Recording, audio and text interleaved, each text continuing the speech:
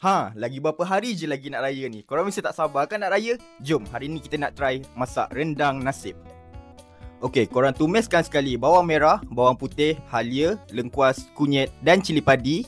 Dan korang jangan lupa masukkan sikit cili bo. Serta, korang tengok apa yang kita tabur ni. Inilah dia, serai racik daripada Serai Malaya. Kalau korang nak tahu, serai racik ni boleh tahan 2 tahun tau korang. So kalau korang simpan dekat shelf tu, dia okey je untuk tempoh 2 tahun.